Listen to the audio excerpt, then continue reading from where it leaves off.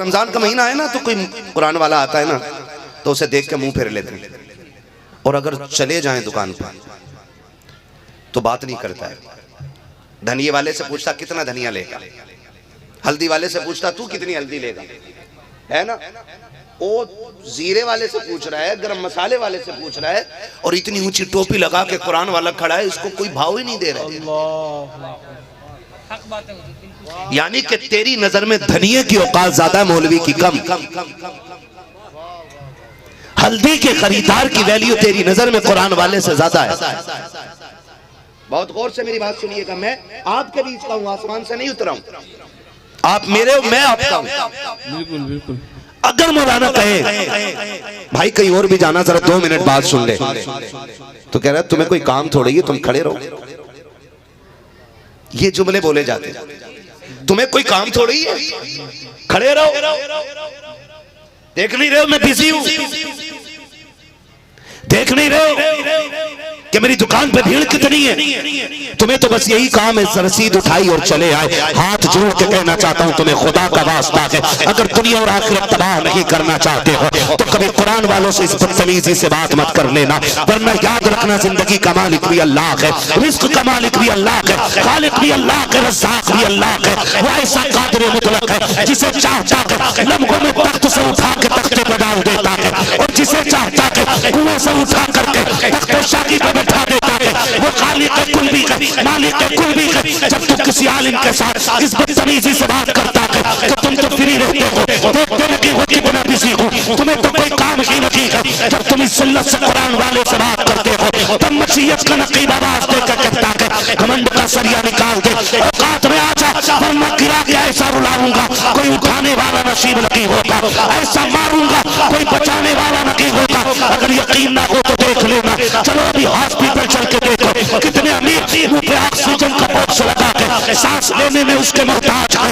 आंखों में आंसू है, तड़प रहे हैं, न जिंदगी मिल रही है न मौत मिल रही है। तब मसीहत का नकीब झंझोड़ के कहता है मैंने तुझसे कहा था कि नहीं कहा था, ये घमंड का सरिया निकाल दे, वरना ऐसी गर्दन तोड़ूंगा कोई बचाने वाला नहीं होगा। चलो हॉस्पिटल चल करके देखो कितने उधार की सांसें ले रखे हैं, कितने एक सांस के लिए लड़ रखे हैं। जाओ जाकर के देखो, खुदा की कसम बड़े बड़े दौलत वाले एक सांस के लिए तड़प रखे हैं, उनके रिश्तेदार जूस लेके जाते हैं, फल लेके जाते हैं, केले लेके जाते हैं, लेकिन वो देख के रोना शुरू कर देते हैं। अब हाथ भी नहीं हिल रखे हैं, पैर भी नहीं हिल रखे हैं, देख के रो रखे हैं। क्यों रो रखा है? क्या तुझे भूख लगी है? वो कहेगा नहीं लगी, मैं तो इसलिए रो रहा हूँ। और जूस लाने वालों अब मुझे इसकी जरूरत नहीं है, फल लाने वालों मुझे इसकी जरूरत नहीं है। अगर ला रखे थे तो मेरे लिए सूरह यासीन का तोहफा ले आते, मेरे लिए सूरह मुल्क का तोहफा ले आते। इसलिए मैं कहता हूँ इससे पहले कि खुदा गर्दन तोड़े और तुम्हें बुरे दिन दिखाए, कुरान वालों की इज्जत किया करो, कुरान वालों का एहतराम किया करो। अगर इनकी इज्जत करोगे खुदा की कसम कभी रुकू में मौत आएगी, कभी सजदे में मौत आएगी, कभी क़याम में मौत आएगी। अगर मरोगे इस हाल में कि कुरान पढ़ते होगे सफर आखिरत का शुरू हो रहा हो। नारे तकबीर, नारे रिसालत, मसलके आला हज़रत, पैगामे अज़मत इस्लाम, पैगामे मज़हब इस्लाम। नारे तकबीर, जलसा मेराज नबी कॉन्फ्रेंस, जलसा मेराज नबी कॉन्फ्रेंस। नारे तकबीर। करेंगे इंशाल्लाह, करेंगे। किसी के पास मदरसे के किसी भी मोहतमीम, नाजिम या उस्ताद या किसी भी खादिम का फोन पहुंचे, इज्जत से बात करें और कहते हैं कि हजरत आपको आने की तकलीफ नहीं उठानी है, शुक्र है रब का कि हुजूर के घर के लिए उसने मेरा इंतखाब कर लिया है। हाँ जी, मेरा इंतखाब किया गया है, इसलिए ये कोशिश कीजिएगा कि हमसे किसी कुरान वाले की तौहीन नहीं होनी चाहिए। और इतना आसान नहीं है, कोई मुल्ला जी कह देता है, कोई हाफिज जी कह देता है ना। हजरत कड़वी सच्चाई यह है कि कुरान वालों की उस वक्त तक दावत होती नहीं जब तक अब्बा मर ना जाए। हाँ, जज़ाकल्लाह। सुन रहे मेरी बात? उस वक्त तक मदरसे वाले की दावत होती नहीं जब तक अम्मा ना मर जाए, और उस वक्त तक किसी इमाम को कपड़े नहीं बनते जब तक अब्बा का 40वां ना आ जाए। हाँ जी, समझ रहे मेरी बात? उस वक्त तक कुरान वालों के कपड़े ही नहीं बनते। अब्बा मर गया, किसे खिलाएं? मदरसे को बुला लो। और जब बेटे का वलीमा होता तो फिर मदरसे वाले याद नहीं आते, फिर कुरान वाले याद नहीं आते, नहीं आते। पहली बात दावत होती नहीं।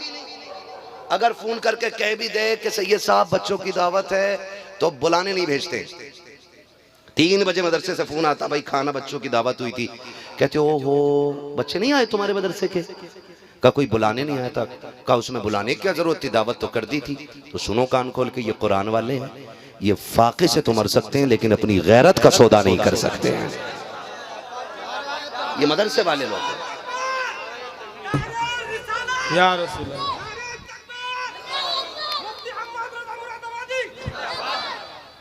अगर आपको ये लगता कि दावत कर दी और ये फिर खुद आए और खा के चले जाएं तो धोखे में ना रहिए।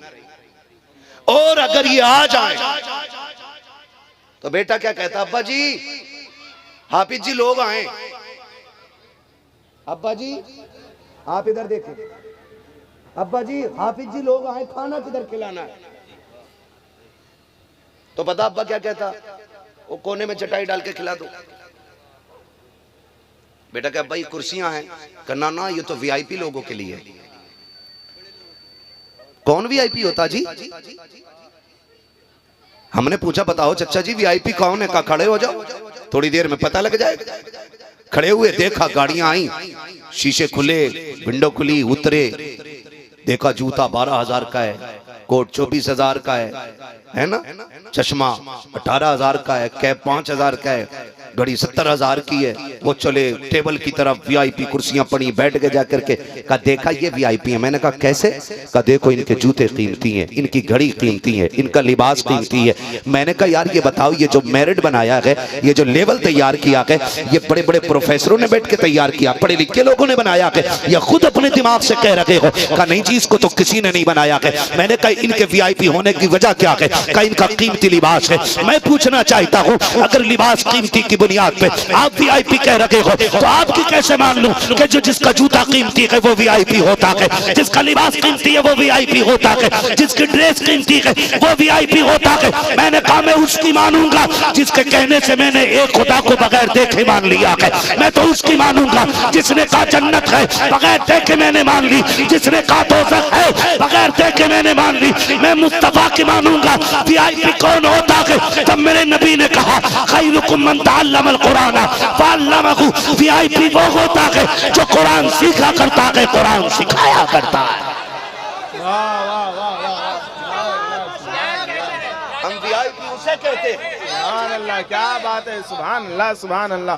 नारे तकबीर, ना हाथ उठा के बोलिए नारे तकबीर, नारे रिसालत, उलमाए अहले सुन्नत, फैजाने मदरसा। वाह वाह सुभान अल्लाह। वीआईपी वो होता है जो कुरान सीखा करता है, कुरान सिखाया करता है। और ये बात उसने कही है कि जिसकी शान ये है कि वो ज़बान जिसको सब कुन की कुंजी कहे, उसकी नाफिज हुकूमत पे लाखों सलाम। उसने कही है बात। हाँ थोड़ा सा इसके टीटी बंद करें। इसलिए कोशिश कीजिएगा कुरान वालों को इज्जत देंगे इंशाल्लाह। बोलो देंगे इंशाल्लाह। कुरान वालों को इज्जत दीजिएगा, क्योंकि जब तुम उसे इज्जत देते हो तो कुरान खुद देखता है। अगर कुरान, ये पढ़े लिखे लोग बैठे हैं, ये ताकत रखता है कि क़यामत में पढ़ने वाले का हाथ पकड़ के रब से जन्नत दिलाएगा। अगर कुरान शफाअत करने का हक रखता है तो कुरान शिकायत करने का भी हक रखता है। ख्याल कीजिएगा कुरान को हमसे शिकायत ना हो जाए, वरना ऊपर तीजा हो रहा होगा, अंदर लठियां चल रही होगी। ये बता दे रहा हूं। हाँ ख्याल कीजिएगा, अपनी भी बचा लें, थोड़ी सी बचा के चलें, आखिर थोड़ी कब्र बचा के चलें। और ऐसे ही कोई हाफिज नहीं बन जाता। ये कोई एक रात की चारपाई है जिस पे लिटाया और सुबह तक हाफिज जी हो गए? है कोई ऐसा फार्मूला कि लिटाया और सुबह तक? ढक्कन खोला हाफिज जी पूरे। कितने साल में? कोई 3 साल में हाफिज बनता है, कोई 4 साल में हाफिज बनता है, कोई 5 साल में हाफिज बनता है। और खाली ये मेहनत सिर्फ पढ़ने वाले की नहीं होती, पढ़ाने वाले की भी मेहनत होती है। पढ़ाने वाले की भी इसमें मेहनत शामिल है। 3 बजे उठना पड़ता है, 4 बजे उठना पड़ता है। किशनगंज कहाँ यहाँ से, कटिहार कहाँ यहाँ से, मधुबनी कहाँ यहाँ से, दरभंगा कहाँ यहाँ से, है भाई? कितना फासला होगा यहाँ से? 1200। ये बच्चे यहाँ पढ़ने आए, माँ बाप साथ हैं इनके। बोलो, आप सारी औलाद वाले होंगे उम्मीद करता हूं जो शादीशुदा हैं। आप जब शाम को थक के काम करके घर आते हैं तो सच बताना, आप थकन उतारने के लिए कोई एनर्जी ड्रिंक लेते, कोई कैप्सूल खाते? नहीं ना। हर बाप की थकन तो ऐसे उतर जाती है जब बच्चे दौड़ के बाप के सीने से आके लगते हैं, बाप की थकन उतर जाया करती है। ऐसे ही उतरती है ना थकन। बोल सकते हैं तो बोले भाई, अगर यहाँ टैक्स बोलने का ना हो, दिल्ली है भाई, डर लग रहा है, क्या पता यहाँ बोलने का भी पैसा लगता हो, कभी पता चले इतना नजराना ना जितना टैक्स भर के जा रहा मौलवी। खैर कोई नहीं, आप जाग रहे हैं, अल्लाह सलामत रखे। तवज्जो है ना सारे लोग? मैंने क्या कहा आपसे कि आप घर आते हैं तो बच्चों की मुलाकात थकन उतार देती है। मैं उन माओं को सलाम करता हूं जिन्होंने बच्चों को कुरान के नाम वक्फ कर दिया। वक्फ ही किया है, इसे वक्फ से बेहतर कोई जुमला मैं नहीं दे सकता था। वरना मां का बेटे के साथ रिश्ता यह होता है, अगर 2 घंटे बेटा ना मिले, मां दुपट्टा सर पे डाल के चौक में आ जाती है। हर गुजरने वाले से पूछती है, मेरा गुड्डू देखा है, मेरा पप्पू देखा है, मेरा लाल देखा है? अगर खबर कहीं ना मिले ना, माँ का कलेजा मुंह को आने लगता है और रो के कहती, हाय मेरा लाल कहाँ चला गया? मुझे बता, जो माँ अपने लाल को 2 घंटे नजरों से दूर नहीं रख सकती, उस माँ की हिम्मत को सलाम न करें जिसने 3 साल के लिए बेटा बिहार से दिल्ली की सरजमीन पे कुरान के लिए भेज दिया हो। आसान नहीं है, खेल नहीं है, बड़ा रिश्ता होता है माँ बाप का औलाद के साथ। अल्लाह करे ये बात औलाद की समझ में आ जाए। हम तो पढ़ के और स्टार कंधे पे लगा के भूल जाते हैं कि हम पे भी किसी का एहसान है। हमारी जेब पे कलम क्या लग गए, हम भूल गए कि माँ बाप भी कोई शय है। आज जिस बाप को बाप कहते हुए शर्म आती है ना, औकात में रह के बात करना। अगर इसने मिट्टी में कपड़े न साने होते तो आज तेरे कंधे पे ये 4 स्टार लगे नहीं होते। बाप की कदर किया करो। जब बाप ना हो तो जिंदगी बड़ी मुश्किल कटती है, और बाप होता है तो जवानी कब आ गई पता ही नहीं चला। मैंने कहा नसीब की बात है, बाप ने लिखा कलाम बेटे ने पढ़ के सुनाया। मैंने कहा खुशनसीबी है, वरना कितने बेटे ये सोच के रोते हैं, काश मैं अपने बाप को एक नात सुनाता, काश अपने बाप के सामने मैं एक कलाम पढ़ता। कितने बेटों के ख्वाब रह जाते। इसलिए हर बेटे से कहना चाहता हूं, अगर बाप के कपड़ों पे पैबंद लगाए ना, तो उस पैबंद की वजह तेरी कामयाबी है। कभी बाप की खांसी से परेशान होकर चौखट के बाहर ना निकालना। हाँ, अब तो कहते हैं भाई नया दौर आ गया है, 10 फीट के मकान में अब्बा को रखें कि हम रहें। सुन, अगर जन्नत बेहिसाब लंबी चौड़ी चाहता ना, तो माँ बाप की खाट से खाट बांध के रखा कर। एक बार बीवी कह देती है तुम्हारे अब्बा की खांसी से परेशान हूं, मैं खाना नहीं खा पा रही, मुझे पलटी हो रही है, सीधा कह कोई बात नहीं, अब्बा की चारपाई बाहर कर देते। और बाप ने अगर डांट दिया ना, बीवी कह रही तुम्हारे अब्बा कंट्रोल से बाहर रहते, तो पता माँ बाप के बारे में आज का निकम्मा बेटा क्या कहता? कहता सुन, गुस्सा ना किया कर, ये कुत्ते की तरह भौंकते रहते, इन्हें भौंकने दे, ये कितने दिन के मेहमान हैं, जब मर जाएंगे पूरे घर पे तेरे कब्जा होगा। कुत्ते की तरह भौंकते रहते, कुत्ता समझ के भूल जाया कर। खुदा का वास्ता दे के कहता हूँ, अगर ये नजरिया हम पालते हैं कि इनके जाने से एक कमरा और खाली हो जाएगा, इनके निकल जाने से आंगन में जगह बन जाएगी, गलत सोचते हो। जिस दिन ये सफेद कफन में लिपट के चले गए, उस दिन पता चलेगा। खुदा की कसम, अगर माँ बाप चले जाएं तो घर कब्रिस्तान के अलावा कुछ और नजर नहीं आया। अल्लाह सुभान अल्लाह। घर सिर्फ एक कब्रिस्तान बन के रह जाता है माँ बाप के जाने के बाद। और बच्चा कह रहा है नहीं नहीं तुम्हारी खांसी से दुख हो रहा है। सुन, तेरा नसीब इतना अच्छा नहीं है कि अल्लाह तुझे लाखों की कमाई दे। ये तो एहसान है इन तेरे बूढ़े माँ बाप का, इन कमजोर लोगों का, जिनकी एक एक सांस से राजी हो के खुदा तेरे घर में रिज़्क़ की बारिश फरमाता है। ये याद रखिए, इसलिए अपने बड़ों का एहतराम करें, अपने वालिदैन की इज्जत करें। माँ बाप बड़ी दौलत होते हैं, मैं समझता हूं कि इनसे बड़ी दौलत कोई नहीं है। अगर ये मिल गए हैं तो कदर करें, ना मिले हैं ना तो कब्रों पे जाया करें, लेकिन इनको भूलना नहीं है। एक बाप अपने बेटे को जवान करने के लिए कितने जतन करता है। एक दरख्त भी अगर मैं लगाऊं तो ये सोच के लगाता हूं या तो इसके फल खाने या इसके नीचे बैठना है। वो 5-10 साल में अगर वो घुन जाए, पत्ते हरे ना हो या फल ना आए तो मैं कटवा देता हूं। अगर एक दरख्त के लिए आदमी इतनी उम्मीदें बांधता है तो फिर एक बेटे से बाप की कितनी उम्मीदें बंधी होती होंगी। क्या इसलिए बाप तुम्हारे लिए रातों रात जागता रहा कि जब जवानी में तुम कदम रखो और बाप बूढ़ा हो जाए तो तुम उसे घर की छत के नीचे न बैठने दो? क्या इसीलिए उसने ये तुम्हें पाला था कि एक बाप तुम्हें बोझ लगने लग जाए? बाप की बड़ी कुर्बानियां होती हैं। वक्त होता तो मैं बताता, बस इतना समझ लीजिएगा, इतना समझ लीजिएगा कि बाप के बगैर जवानी हाथ नहीं आती है, और आ भी जाए तो किसी काम की नहीं होती है। ये ख्याल रखना। आज जवान कहता मेरे बाप ने मेरे लिए क्या किया, वही रक्षा चलाते रहे, ईंटें ढोई। काश मेरे अब्बा ने मेरे लिए रेंज रोवर लेके खड़ी की होती, मर्सिडीज खड़ी होती, BMW होती, ऐसी चीजें होती। इसके लिए तुम बाप की इज्जत करोगे? सुन, अगर बाप ने हराम से बचा के तुझे हलाल खिला दिया है ना, तो तेरे बाप ने सबसे बड़ा एहसान तुझ पे कर दिया है। अगर हलाल खिला दिया है तो सबसे बड़ा बाप का एहसान यह है कि तुझे हलाल कमा के खिलाया उन्होंने।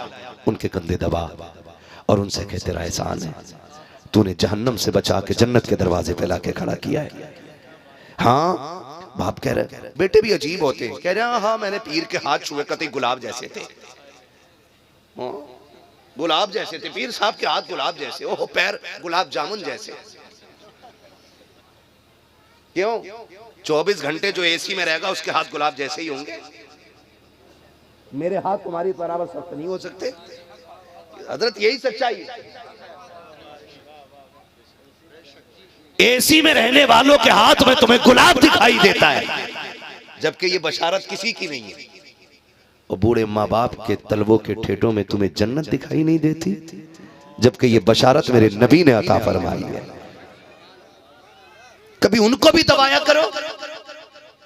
बाप के तलवे दबा, पूछिए ठेठे कैसे पड़ गई है। कभी हाथ देखो, हाथों में गांठें नजर आती हैं, पूछ अब्बा ये गांठ कैसे पड़ गई है। तब बाप तुझे बताएगा बेटे तेरे स्कूल की फीस भरनी थी, टाइम ओवर हो रहा था, मेरे पास पैसा नहीं था। एक दिन तूने आके एक धमकी दी थी, अब्बा जी अगर मुझे पढ़ाना चाहते हो तो मेरी फीस का इंतजाम करो। तो मेरे बेटे, मैंने मंडी में जाके अपने मालिक से कहा था मुझे एक्स्ट्रा खर्चा दे दिया जाए, मैं मेहनत करके तुम्हारी पूरी कर्जे की दौलत का कर्जा उतार दूंगा। मैंने 1 महीने की फीस एडवांस लेकर के तेरी फीस अदा की थी, फिर ओवर टाइम ड्यूटियां करता रहा, कभी 3 बजे आता रहा, कभी 4 बजे आता रहा, ताकि तेरी फीस भर जाए। और मैं कहना चाहता हूँ, पीर के हाथों में जन्नत देखने वालों, कभी माँ बाप के तलवों में जन्नत ढूंढा करो। मुझे आज तक वो जवान याद है जिसने हरम के जाके साए में अपनी माँ को लेटाया, कंधे पे बैठा के तवाफ कराया, थक के बैठा, माँ को लेटाया और तलवों में झांकने लगा। माँ ने कहा पगले क्या देख रहा है?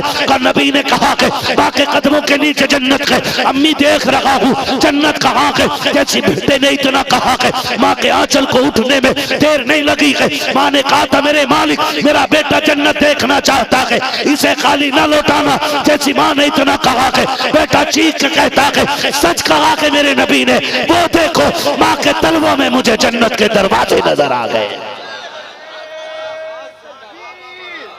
नारे रिसालत, अज़मते वालिदैन, अज़मते वालिदैन, मुफ्ती हम्माद रजा साहब क़िबला। वाह वाह वाह। अल्लाह राज़ी हो सारे लोगों से। इज्जत करेंगे माँ बाप की इंशाल्लाह, करेंगे इज्जत इंशाल्लाह, इंशाल्लाह, सारे वादा करते हैं इंशाल्लाह, इंशाल्लाह करेंगे कदर माँ बाप की।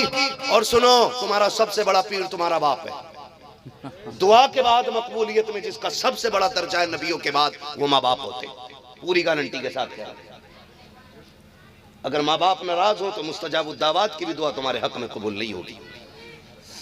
इनसे ही हम दुआ नहीं लेते, इनसे ही दुआ नहीं। क्या शुक्र है जी शहर में रह रहा हूँ, माँ बाप कहाँ किधर गाँव है, क्यों छोड़ाया? कहा उनकी मर्जी से छोड़ाया। माँ बाप तो माँ बाप होते हैं।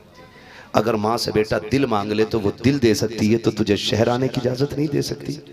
ये तो तुझे महसूस करना है ना, ये तो तुझे महसूस करना है ना कि माँ के पास रहना या माँ के दूर रहना है। ये बड़े बड़े लोग बैठे हैं, बड़े बड़े उलमा बैठे हैं, मैं कसम खा के कह सकता हूँ जो मेरे साथ गुजरी है वो हर आलिम के साथ गुजरी होगी। जब हम मदरसे से बाहर से आते थे तो हमारी माँ को पता चल जाता था मेरे बेटे की छुट्टी कब हो रही है। 3 दिन पहले हमारी मर्जी के खाने का इंतजाम शुरू हो जाते थे, मेरा बेटा आ रहा है। नहीं भाई, यही कंडीशन थी हम लोगों की। हाँ, माँ बार बार पूछती थी बताओ कब आएगा बेटा, कब आएगा, कौन सी ट्रेन है, कब आएगी। माँ सब तरह के खाने वो बना देती थी जो बेटों को पसंद होती थे। आज दुख होता है यार, आज माँ कहती है गर्म चपाती मिल जाती, और बहू ताना दे के कहती तुमने जिंदगी में बड़ी गर्म रोटी खाई है। और सुन, जब ये जवान थे तो ये तो पत्थर चबा जाते थे। शौक में रोटी नहीं मांग रहे, मजबूरी में मांग रहे, क्योंकि अब दांत उखड़ गए हैं, मसूड़ों से ठंडी रोटी टूटती नहीं। तुम्हें खुदा का वास्ता देता हूँ, अमीर बनना चाहते हो तो पहली रोटी माँ बाप को खिलवाया करो। किसको खिलाओगे? पहली रोटी माँ बाप को खिलाया करो। और कोशिश ये किया करो कि हम बाद में खाएंगे, पहले माँ बाप खाएंगे। और माँ बाप जो फैसला कर दे मान लिया करो, माँ बाप जो फैसला कर दे वो मान लिया करो। माँ बाप के हिस्से में आने वाली पहली रोटी तेरे रिस्क के लिए बरकतों का इंतजाम फरमाए। नारे तकबीर, पूरा मजमा हाथों फजा बुलंद कर नारे तकबीर, नारे रिसालत। अल्लामा मुफ्ती हम्माद रजा साहब क़िबला, अज़मते वालिदैन करीमैन, मेराजुन नबी कॉन्फ्रेंस। दिल में नफरत और लबों पर बद्दुआ होती नहीं। सब खफा होते हैं लेकिन माँ खफा होती नहीं। मैंने खाई है सफर में रोटी माँ के हाथ की, बासी हो जाती है लेकिन बेमजा होती नहीं। हजरत की तकरीर सुनकर ये मेरे 4 मिसरे ज़हन पे आ गए। माशाल्लाह, सुभान अल्लाह, सुभान अल्लाह। अल्लाह सलामत रखे। इसलिए कोशिश कीजिए कि माँ बाप के खाने का ख्याल रखिएगा। गर्म रोटी उन्हें खिलवा दिया। कसम खा के कहता हूँ, कल माँ बाप नहीं होंगे दौलत होगी। आज जो माहौल चल रहा है ना, मैं एक जवान बेटे से कहना चाहूंगा, सूरज ढले घर आ जाया करो, सूरज ढले घर आ जाया करो। माँ बाप जो तुम्हें डांटते हैं ना, ये पागल नहीं होते, ये हमदर्द होते हैं, तुम्हारे सच्चे साथी होते हैं।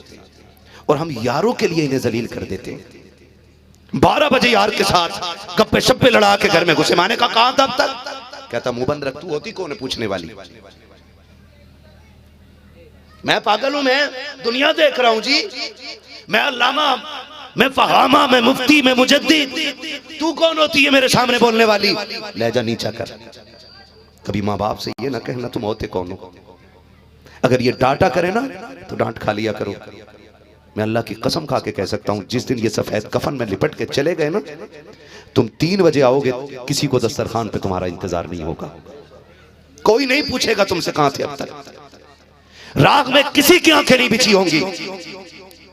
आज माँ कहती है खाना ठंडा कर दिया, अब तक कहाँ था? कहता तू होती कौन है? मैं जहां भी था ठीक था, नहीं चाहिए तेरी रोटी, ठुकरा दिया करते हो, बस इंतजार कर थोड़ा सा, इस आवाज को बंद हो लेने दे, इन्हें कब्रिस्तान में जाने दे। 1 बजे 2 बजे आएगा, तू आके खड़ा होगा, तेरे कान तलाश करेंगे, काश वो आवाज फिर से आ जाए जो 1 बजे डांटने के लिए आती थी, जो 2 बजे डांटने के लिए आती थी। तू 3 बजे आना, खुद किचन खोलना पड़ेगा, खुद रोटी उठानी पड़ेगी, और कोई तुझसे पानी को पूछने वाला नहीं होगा। तब तू तड़पेगा और रोएगा और कहेगा काश आज माँ होती, आज डांटने वाला बाप होता। तू नजर दौड़ाएगा, तुझे लेटने वाली वो चारपाई तो दिखाई देगी लेकिन बाप नजर नहीं आएगा। किसी कोने पे खड़ी हुई तुझे लाठी दिखाई दे जाएगी, पकड़ने वाला बाप नहीं होगा। अलमारी के किसी कोने में रखा हुआ चश्मा तो दिखाई देगा लेकिन लगाने वाला बाप नहीं होगा। फिर उठाना सारी दौलत को, आना दुनिया के सामने, बनना भिखारी और कहना सारे पैसे ले लो। एक बार बाप का चेहरा दिखा दो,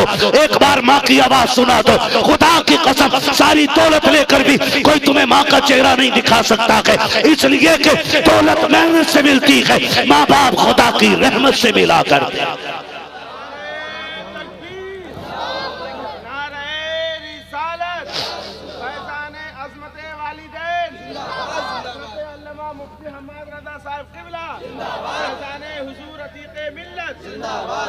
बस मेरी गुजारिश है, कर लें इज्जत, इनकी बात मान लिया करें।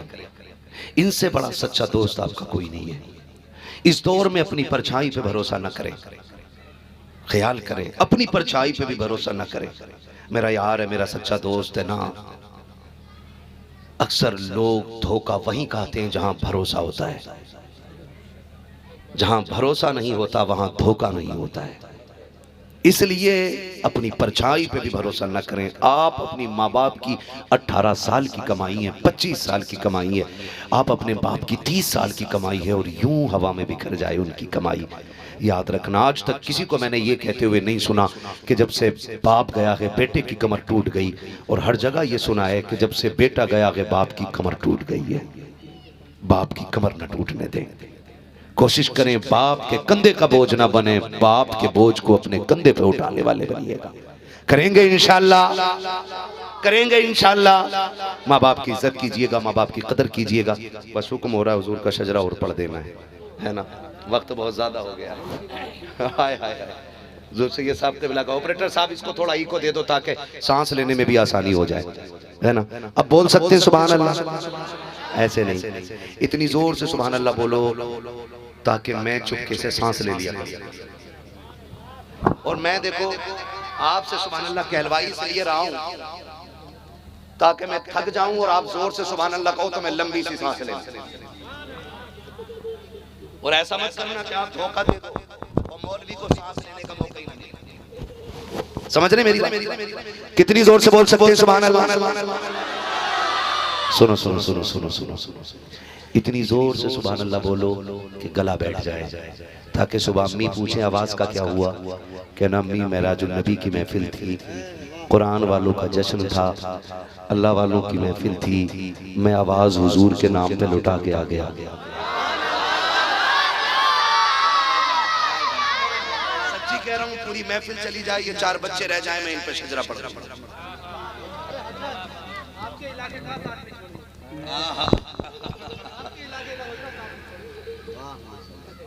वादी रजा की कोहे हिमाला रजा का है, जिस समत देखिए वो इलाका रजा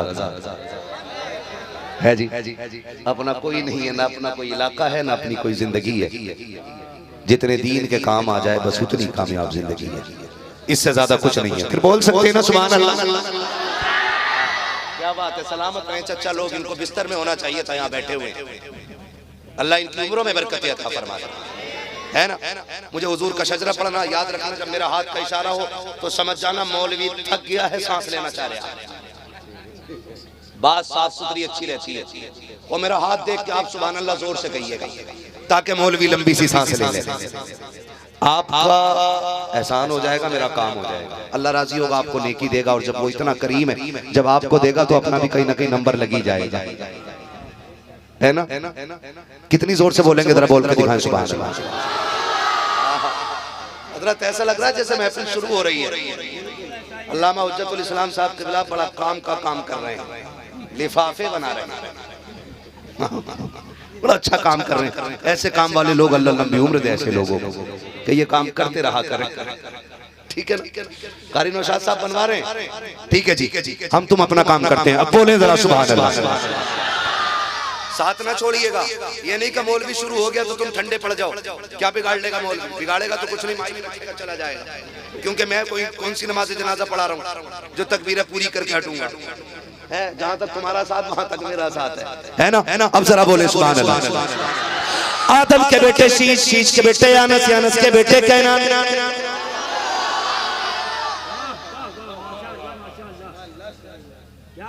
देखो भाई, घूर के मुझे कोई ना देखे, पैसे चाहे सारे ले जाए उठा के, तय बन गई है। घूर के नहीं देखेंगे, बोले सुभान अल्लाह। आदम के बेटे शीश, शीश के बेटे अनस, अनस के बेटे कैनान, कैनान के बेटे मेलाइल, मेलाइल के बेटे ब्यारत, ब्यारत के बेटे इदरीस, इदरीस के बेटे मुतवश्शिक, मुतवश्शिक के बेटे लबकने कनाम, लबकने कनाम के बेटे नूह, नूह के बेटे साम, साम के बेटे जुलाल, जुलाल के बेटे शालिह, शालिह के बेटे आबिर, आबिर के बेटे दाता, दाता के बेटे रावा, रावा के बेटे सारू, सारू के बेटे नाखुन, नाखुन के बेटे तारिक, तारिक के बेटे इब्राहिम खलीलुल्लाह। इब्राहिम खलीलुल्लाह के बेटे इस्माइल ज़बीहुल्लाह, इस्माइल ज़बीहुल्लाह के बेटे केदार, केदार के बेटे अबाम, अबाम के बेटे हमल, हमल के बेटे साबित, साबित के बेटे सलमान, सलमान के बेटे रईसा, रईसा के बेटे इलियासा, इलियासा के बेटे औद के बेटे हव्वा, हव्वा के बेटे अदनान, अदनान के बेटे माद, माद के बेटे नदान, नदान के बेटे मुदर, मुदर के बेटे इलियास, इलियास के बेटे मुदरिका, मुदरिका के बेटे खदीमा, खदीमा के बेटे किनाना, किनाना के बेटे नदर, नदर के बेटे मालिक, मालिक के बेटे फार, फार के बेटे गालिब, गालिब के बेटे लुई, लुई के बेटे काब, काब के बेटे मुर्रा, मुर्रा के बेटे किलाब, किलाब के बेटे कुसै, कुसै के बेटे अब्दे मनाफ, अब्दे मनाफ के बेटे हाशिम के, हाशिम के बेटे अब्दुल मुत्तलिब के, अब्दुल मुत्तलिब के बेटे अब्दुल्लाह के, अब्दुल्लाह के बेटे मुहम्मद रसूलुल्लाह।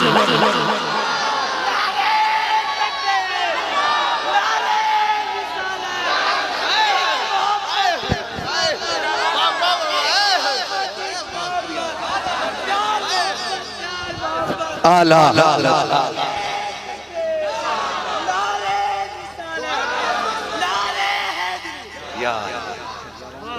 बस बस बस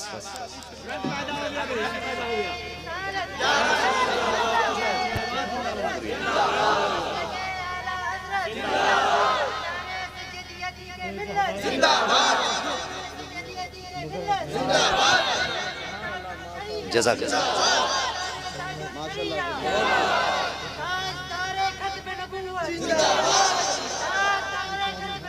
जिंदाबाद।